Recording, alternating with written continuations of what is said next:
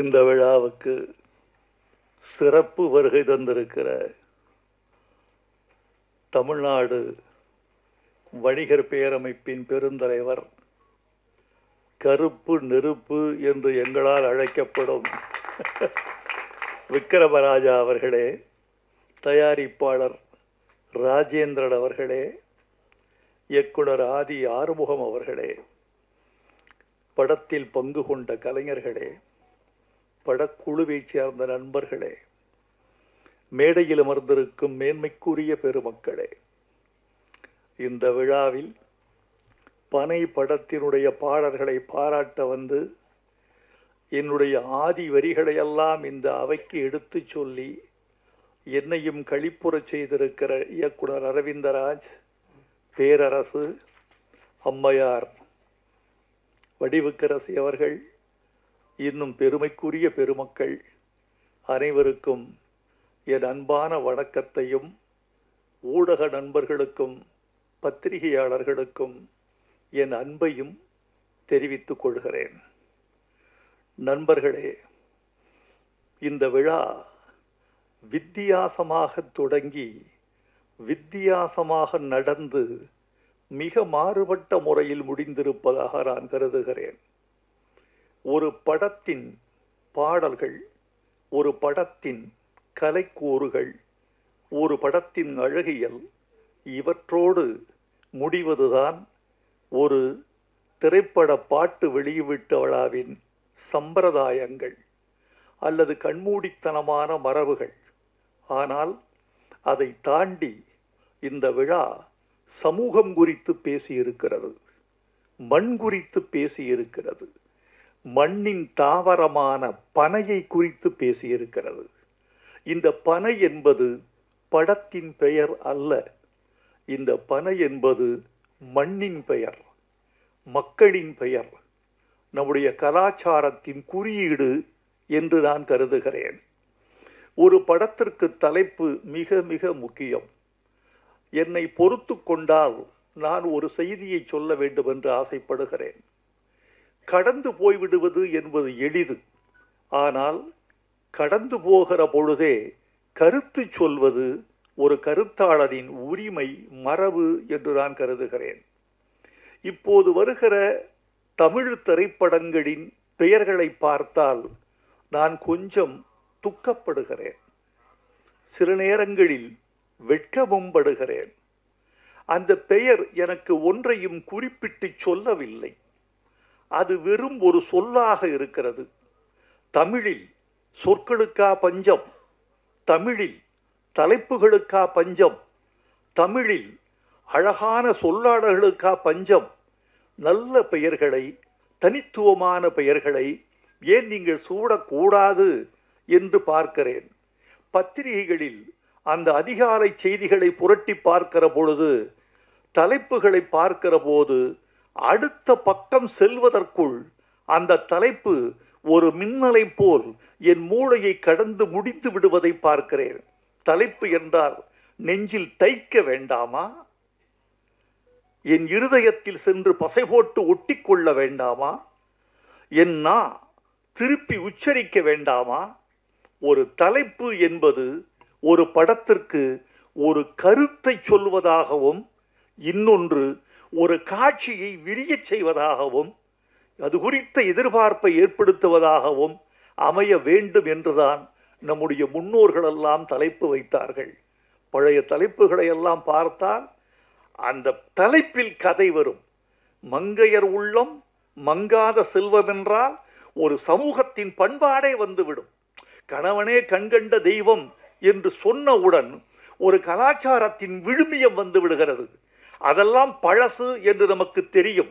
ஆனால் அந்த வழியில் வருகிறவர்கள் தலைப்புகளில் ஒரு ஆழ்ந்த கவனத்தை செலுத்தி நிகழ்காலத்தின் பொருள் குறித்தும், நிகழ்காலத்தின் மாற்றம் குறித்தும், நம்முடைய விழுமிய போக்குகள் எது விழுகிறது எது எழுகிறது என்பது குறித்தும் இந்த தலைப்புகள் ஏதாவது மக்களுக்கு சொல்லி செல்ல வேண்டும் என்று நான் விரும்புகிறேன்.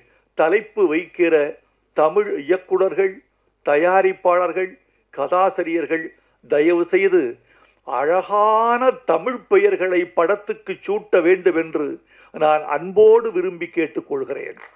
இது ஒரு கவிஞனுடைய வேண்டுகோள் அல்லது ஒரு பாடலாசிரியரின் வேண்டுகோள் என்று நினைத்து விடாதீர்கள்.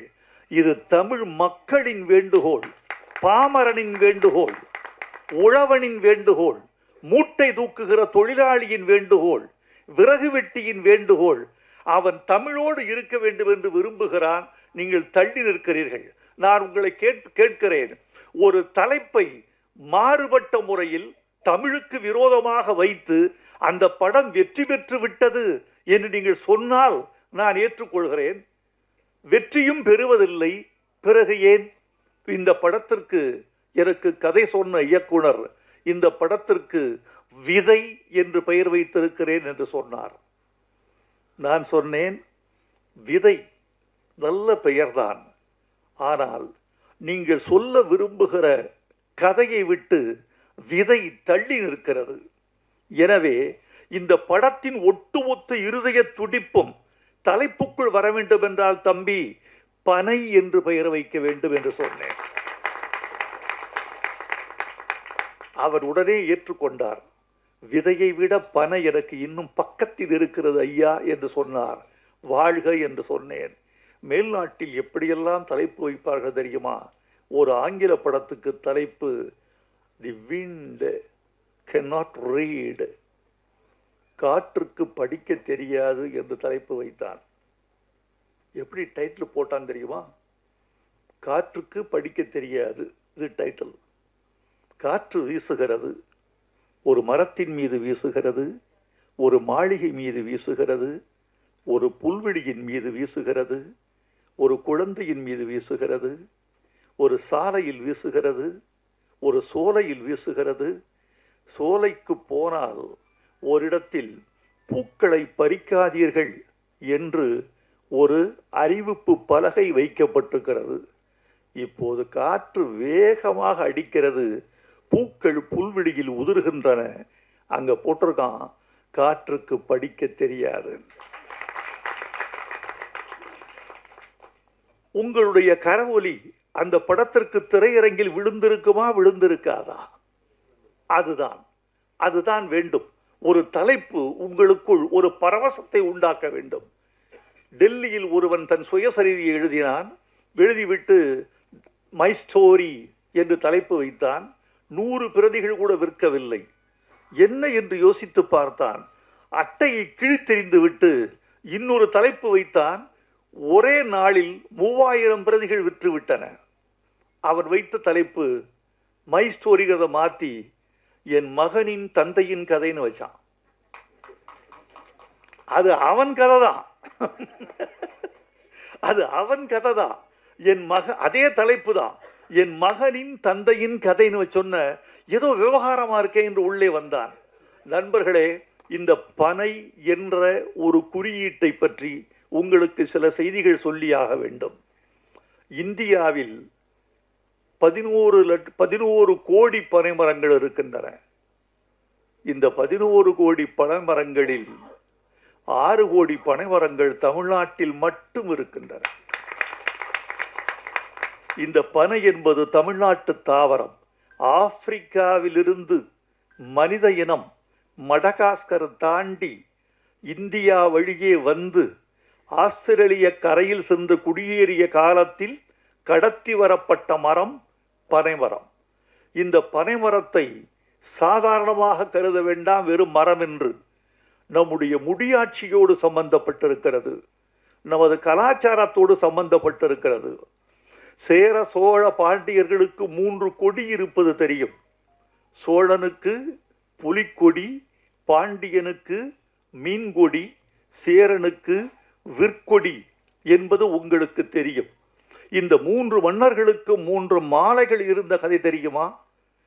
பாண்டியனுக்கு வேப்பம்பூ மாலை, சோழனுக்கு ஆத்தி மலர் மாலை, சேரனுக்கு பனம்பூ மாலை. சேர மன்னன் தனது நெஞ்சில் அணிந்த அடையாள பூவாக, தேசிய பூவாக அவன் கருதியது பனம்பூவை.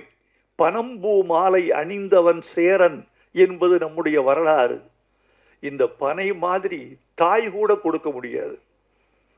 அதாவது நீங்க தாய்க்கு கூட நீங்கள் எவ்வளவு கடமையை செய்ய வேண்டும் என்று உங்கள் மனசுக்குள் ஒன்று இருக்கும்.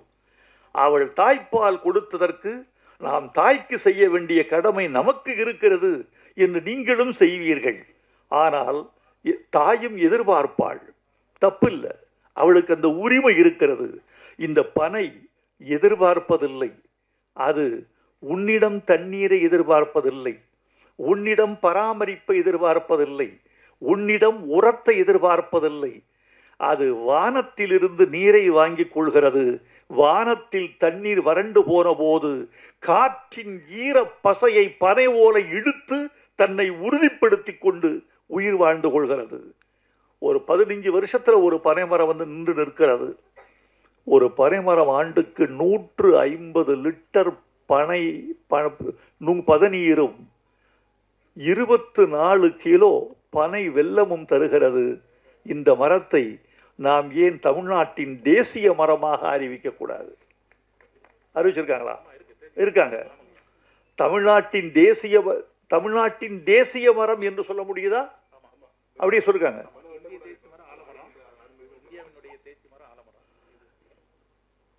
பனைமரத்தை தமிழ்நாட்டின் தேசிய மரமாக அறிவித்துவிட்ட செய்தி சொல்லுகிறது பனைமரம் எவ்வளவு இந்த நாட்டில் உணரப்பட்டிருக்கிறது என்று.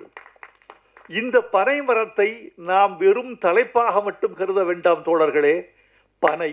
பனை சார்ந்த வாழ்க்கை, அந்த வாழ்க்கையோடு கூடிய மனிதர்கள், இவர்களின் கதையாக இந்த பனை இருக்க வேண்டும் என்று நான் விரும்புகிறேன்.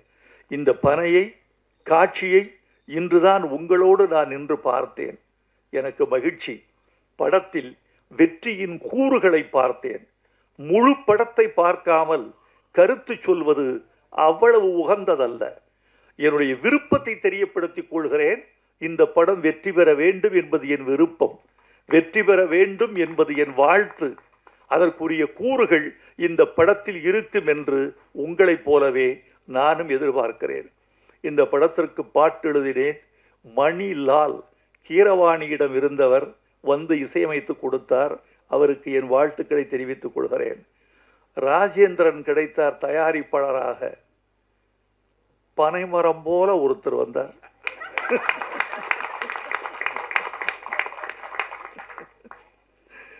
பனைமரம் போல ஒருத்தர் வந்து நான் பனை எடுக்கிறேன் என்று வந்தார். உங்களுக்கு என் வாழ்த்துக்கள் ராஜேந்திரன். தொடர்ந்து நீங்கள் படம் செய்ய வேண்டும் என்று நான் விரும்புகிறேன். இந்த படத்தின் பாடல்கள் எனக்கு ரொம்ப மகிழ்ச்சி. அரவிந்தராஜும் பேரரசும் இந்த படத்தை வாழ்த்த வந்த பொழுது அவர்கள் தமிழ் பாடல்களை கொண்டாடிய போது நான் மகிழ்ந்து போனேன். ஒரு கலைஞருக்கு எது தெரியுமா மிகவும் மகிழ்ச்சி? இவர்கள் கொடுக்கிற பொன்னாடை, பூமாலைகள், தங்கச் சங்கிலிகள், இவைகளெல்லாம் ஒரு கலைஞனுக்கு பெரிதல்ல. இவைகளால் அவன் பூரித்து போக மாட்டான். அவன் விரும்புவதெல்லாம் ஒரு மேடையில் ரசிகனின் கரவொலி. அந்த கரவொலிக்கு இடையான சங்கீதம் வேறொன்றும் இல்லை. ஒரு மனிதனை உயிர்ப்பிக்கிற சங்கீதம் கரவொலி. அது எல்லோருக்கும் கிடைத்து விடுவதில்லை. அடுத்து அவனுடைய கலையை புரிந்து கொள்ளுதல். என் கலையை நீ புரிந்து கொண்டாய் என்பதுதான் எனக்கு வெற்றி. ஒரு ஓவிய கண்காட்சி நடந்தது. அந்த ஓவிய கண்காட்சியில் ஒரு ஓவியத்திற்கு முதல் பரிசு கிடைத்தது. 3 மாதங்கள் வரவேற்பு அறைக்கு வெளியே மாட்டப்பட்டிருந்தது. அதற்கு கீழே ஒரு நோட்டு புத்தகம் வைக்கப்பட்டது, பேரேடு. அந்த பேரேட்டின் கீழே எல்லோரும் எழுதி போனார்கள், இந்த ஓவியம் என்னை மயக்குகிறது, ஓவியருக்கு என் முத்தம், இந்த வண்ணங்கள் எனக்கு வேறேதோ சொல்லுகிறது. விதவிதமாக எழுதினார்கள். சற்றே விட்டால் இந்த ஓவியன் ரவிவர்மனை தொட்டு விடுவான் என்றெல்லாம் எழுதி வைத்து விட்டு போனார்கள். 3 மாதம் கழித்து அந்த ஓவியனுக்கு பாராட்டு விழா. அவன் வந்தான். வந்தவன் ஓவியத்தை பார்த்தான். பார்த்து விட்டு சொன்னான், அட பாவிகளே, 3 மாதமாக என் ஓவியத்தை தலைகீழாகவா மாட்டி வைத்திருந்தீர்கள்?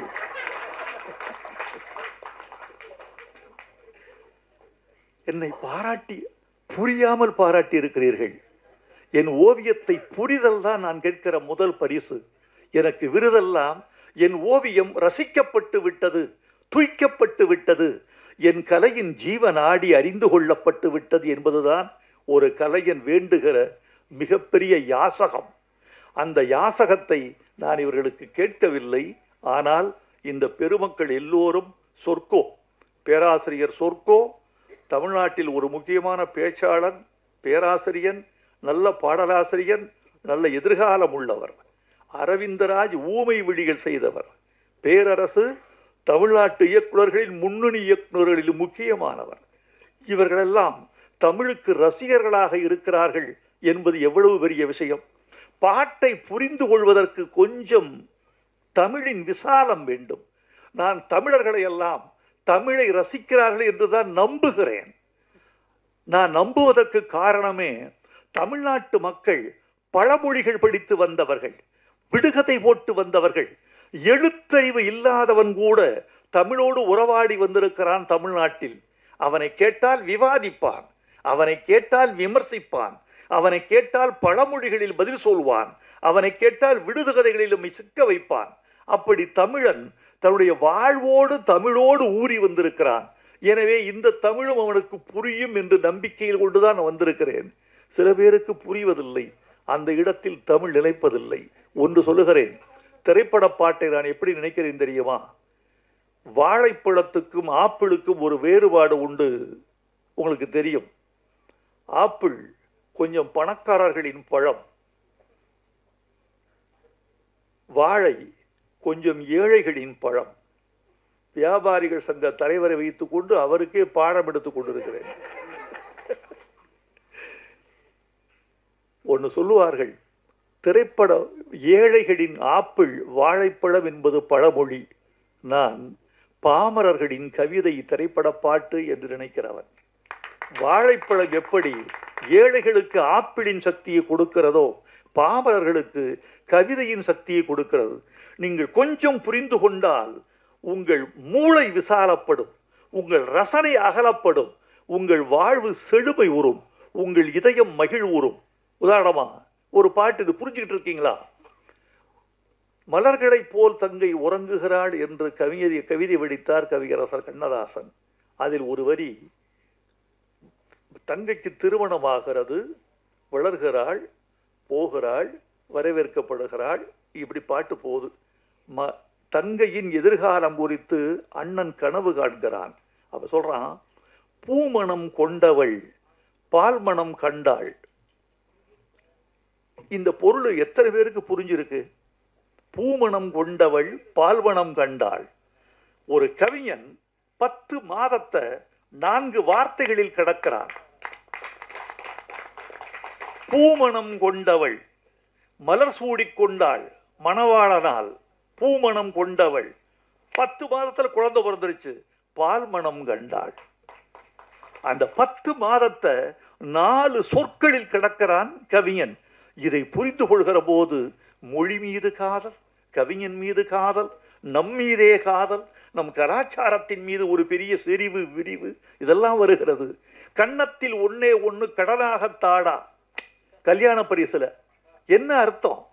கன்னத்தில் ஒன்னே ஒன்று கடனாகத்தாடா, கடன் தந்தால் என்ன அர்த்தம்? திருப்பி தரணும். கன்னத்தில் ஒன்னே ஒன்று கடனாகத்தாடன்னா, கடனா கொடுத்துட்டு, நான் திருப்பி தரணும் இல்ல, நான் வட்டியும் போட்டுல கொடுப்பேன். நீ ஒரு முத்தம் கொடுத்தால் நான் திருப்பி 1, வட்டி 1, நான் 2 முத்தம் கொடுப்பேன். கன்னத்தில் இதெல்லாம் இவ்வளவு அழகு இருக்கு. இப்போது நான் சொன்ன பிறகு இந்த சபை கைதட்டுவதை பார்த்து நீங்கள் புரிந்து கொண்டால் உங்களுக்கு நீங்களே கைதட்டிக் கொள்ள மாட்டீர்களா?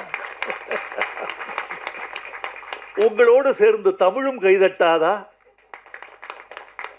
இது பட்டுக்கோட்டை பாட்டு. வாலி எழுதினாரு. வளையல் போட வர்றாரு கல்யாண பொண்ணுக்கு. கல்யாண பொண்ணு கண்ணான கண்ணுன்னு ஒரு பாட்டு. அதுல பொண்டாட்டி புருஷன் 2ஆக இருந்தால், இது வரைக்கும் தான் தெரியும், பொண்டாட்டி புருஷனுக்கும் பொண்டாட்டிக்கு சண்டை. 2 பேரும் ஒன்னா இருக்கணும், ஆனா 2ஆ இருக்காங்க. இந்த வளையல் போட்டா என்ன ஆகும்? பொண்டாட்டி புருஷன் 2ஆக இருந்தால் சராசரியா எப்படி எழுதுவான்? ஒருத்தன் ஒன்னாக செய்யும் வளையல் அப்படித்தான் எழுதுவான். பொண்டாட்டி புருஷன் 2ஆக இருந்தா 1 சேர்த்துரும் 2 பேரையும். அப்படிதான் எழுதுவான். வாலி எழுதினாரு, பொண்டாட்டி புருஷன் 2ஆக இருந்தால் 3ஆக செய்யும் வளையல். குழந்தை பிறந்துருமா. இந்த வளையல் சத்தம் அவளை அந்த வளையல் சத்தத்தின் சிணுங்கலில் அவள் எழுப்புவதும், அவள் முனகுவதும், அவள் அழைப்பதும், அவள் ஆரவாரம் செய்வதும், அவள் கொஞ்சச் செய்வதும், அவள் மிஞ்சி செய்வதும், 2 பேருக்கும் ஒரு காதல் வளர்வதும், காதல் கலவியில் முடிவதும், அது குழந்தையில் சென்று வளர்வதும் இந்த ஒரு வளையலால் நடக்கும்னு சொல்றான் அவர்கள். இந்த வளையல் ஓசை என்னென்ன பயணம் செய்யுது, இதெல்லாம் இந்த 2ஆக பொண்டாட்டி புருஷன் 2ஆக இருந்தா 3ஆக செய்யும் வளையல் என்று சொல்லுகிற போது ஒரு ஓசை கேட்கிறது. அந்த ஓசையின் வெளியே ஆசை வழிந்து 3ஆவது குழந்தை பிறந்து விடுகிறது சொல்றான். இவ்வளவு இருக்கு இந்த படத்துல. பாட்டு இருக்க ஒரு பாட்டு, இந்த பொண்ணு நல்லா நடிச்சிருக்கீங்கம்மா, நீங்களும் நல்லா இருக்கீங்க தம்பி. அந்த பொண்ணை பக்கத்தில் ஒரு அழகான பெண்ணை வைத்து கொண்டு நீங்க அதை கவனிக்காமல் போறது மாதிரி ஒரு தண்டனை வேறு எதுவுமே கிடையாது.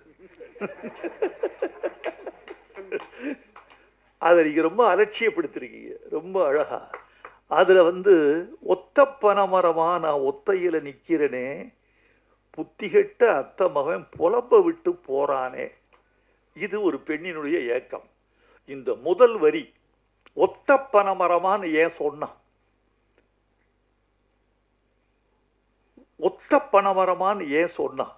இந்த ஒத்த பனைமரம் என்கிற முதல் வரியில் இங்க வச்சேன் இல்லையா, இதுக்கு ஒரு விடுகதை. ஒத்த பனைமரமா ஒத்தையில நிக்கிறனே, புத்திகெட்ட அத்த மகன் புலம்ப விட்டு போறானே.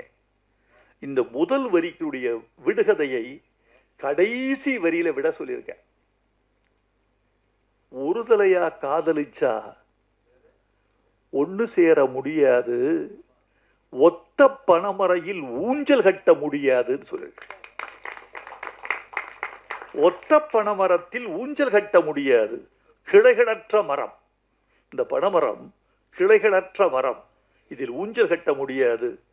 இது நீ ஒரு பனைமரம், நான் ஒரு பனைமரம், 2 ஒத்த பனைமரம் சேர்ந்தாதான் ஊஞ்சலே கட்ட முடியும், 2 கைகள் தட்டினால்தான் ஓசை வரும் என்று அது அந்த முதல் வரிக்கு சொல்லப்பட்ட. இந்த முதல் வரியை எடுத்து கொண்டுகோட்டு பொருள்கோள் என்று தமிழில் ஒரு இலக்கணம் உண்டு. இந்த கொண்டுகோட்டு பொருள்கோள் மூலம் இந்த முதல் வரியை எடுத்து கொண்டு போய் கடைசி வரியில் இணைத்தால் இந்த பாட்டுக்குரிய பின்னணியும் அந்த ஒரு பெண்ணின் வலியும் அதுக்குரிய காதல் துடிப்பும் அதெல்லாம் சேர்ந்து வரும். இதையெல்லாம் இப்படியெல்லாம் புரிந்து கொள்வதற்கு உங்களுக்கு நான் பயிற்சி கொடுக்க வேண்டும் என்று இந்த பாடல்களில் ஒரு முயற்சி செய்து கொண்டிருக்கிறேன். அவ்வளவுதான் நண்பர்களே. இந்த விழாவுக்கு அண்ணன் விக்ரமராஜா வந்தது எனக்கு பெரிய பெருமையாக இருக்கிறது. நீங்கள் வந்ததில் எவ்வளவு அழகழகான செய்திகளை சொன்னீர்கள், உங்கள் வாழ்க்கையை சொன்னீர்கள், பனையின் பெருமையை சொன்னீர்கள், தமிழ்நாட்டு மக்களின் வலியை சொன்னீர்கள். எங்கு போனாலும் வியாபாரிகளை விட்டு கொடுக்க மாட்டீர்கள். அதோடு சேர்ந்து முதலமைச்சருக்கு ஒரு கோரிக்கை வைத்து விட்டீர்கள், எங்கே வந்தாலும் நீங்கள் நீங்களாகவே இருப்பீர்கள். சந்தன மரத்தை தேய்த்து தேய்த்து ஒரு பிறப்பங்குச்சியாக மாற்றினாலும் அது சந்தனத்தினுடைய வாசனையைத்தான் கொடுக்குமே தவிர எந்த மேடைக்கு போனாலும் நீங்கள் நீங்களாகவே இருக்கிறீர்கள். வந்திருந்த பெருமக்களுக்கு நன்றி, ஊடகத்தாருக்கு நன்றி, உங்களுக்கு நன்றி. நண்பர்களே, இன்றைக்கு ஒரு படம் தயாரிப்பது எளிது. பணம் இருந்தால், நல்ல கலைஞர்களின் துணை இருந்தால் படம் தயாரித்து விட முடியும். எது கடிது தெரியுமா? ஒரு படத்தை வெளியிடுவது. அந்த படத்தை வெளியிடுவது அவ்வளவு எளிதான காரியம் அல்ல. பணம் இருந்தால் மட்டுமே கூட படத்தை வெளியிட முடியாது. திரையரங்குகள், காலம், சூழல் எல்லாம் வேண்டும். எல்லாவற்றையும் விட இந்த படத்தை பார்ப்பதற்கு தமிழர்களின் தயாரான மனநிலை வேண்டும். அந்த மனநிலையை தயாரித்து கொண்டு இந்த படத்தை நீங்கள் நல்ல முறையில் வெளியிட வேண்டும். பனை வெற்றி பெற்றால் சிறு தயாரிப்பாளர்கள் வெற்றி பெறுவார்கள். இங்கு ஒரு செய்தி மீண்டும் மீண்டும் சொல்லப்பட்டது. வைரமுத்து இந்த விழாவுக்கு வந்திருப்பது எங்களுக்கு பெருமை. பல விருதுகள் பெற்றவர் இந்த சின்ன விழாவுக்கு வந்திருக்கிறார் என்று தயவு செய்து அந்த கருத்தை நீங்கள் திருத்திக் கொள்ள வேண்டும். இந்த விழாவுக்கு வருவதனால் தான் நான் விருது பெறுகிறேனே தவிர, இந்த விழாவுக்கு வருவதெல்லாம் தான் நான் பெருமை உறுகிறேனே தவிர, நான் பெரியவன் அதனால் இந்த விழாவுக்கு வந்தேன் என்று நான் ஒருபோதும் கருத மாட்டேன்.